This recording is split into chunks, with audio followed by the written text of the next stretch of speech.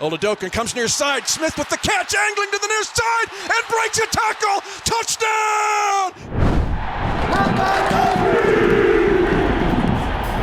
The Chiefs close out the 2025 season this week as they will go to Las Vegas to take on the Raiders at a place that's near and dear to our heart, Allegiant Stadium, site of the great victory in Super Bowl 58.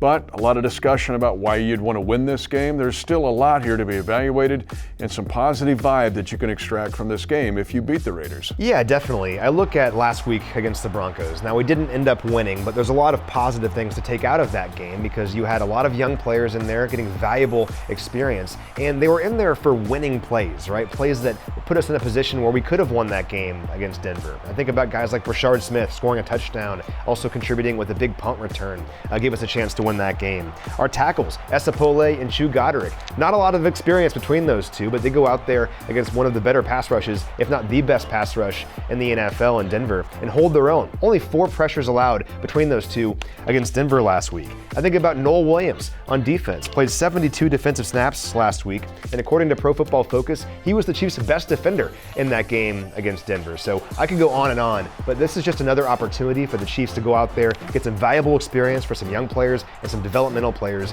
and attack the offseason feeling really good about everything. And Noel Williams, 3 tackles for loss in a single game by a DB. There will be some DBs, many DBs in the league that'll go all year long and not have 3 tackles for a loss. So we've seen his physical play and aggressive style. To me, this is also about Chris Oladokin. There's so many big decisions that have to be made even as soon as next week, whether it's the staff or with players. But a big decision will be, is Chris Oladokin enough of a vice president to handle the fort until Patrick Mahomes comes back from his injury? He has shown signs. 6 scoring drives in 7 quarters for Oladokin, but now can he win a National Football League game and take some positive influence into 2026? Yeah, it's a great opportunity for Chris. I mean, this is a player who's been around kind of biding his time on the practice squad for 4 years now. Well, because of injuries, he's had a chance to go in there and show what he can do. And I think I feel a lot better about him being the guy in the offseason than maybe I did even a couple weeks ago. Why? Well, because he went out there and he played well, and the moment wasn't too big for him. Going against that Broncos defense, which is maybe the best defense in football, he held his own. He had us in that game and gave us an opportunity to win that game.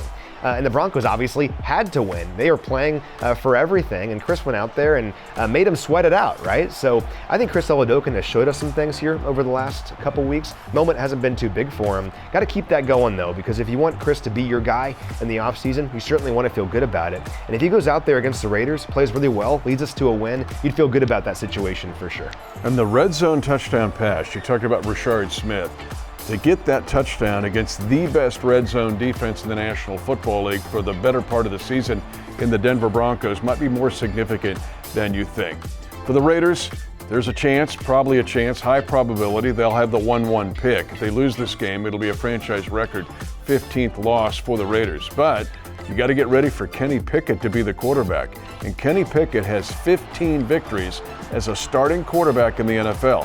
That will get your attention. And guys like Michael Mayer, who's had to step up since they've shut down Brock Bowers, or Tyler Lockett, who's very familiar to fans in the Chiefs Kingdom, to be an effective receiver for Pickett.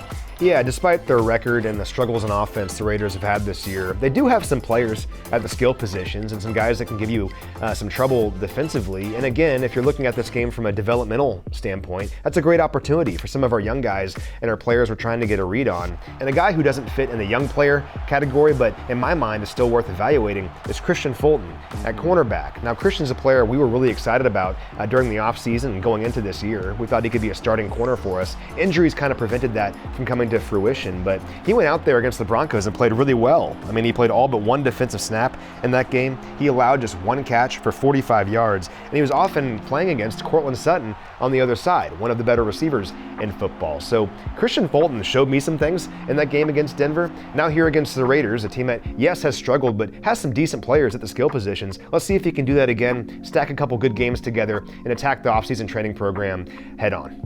Only found one stat where the Chiefs and Raiders are 1 and 2 in NFL ranking all year long. The Raiders have only lost 3 fumbles. They've had 18 interceptions.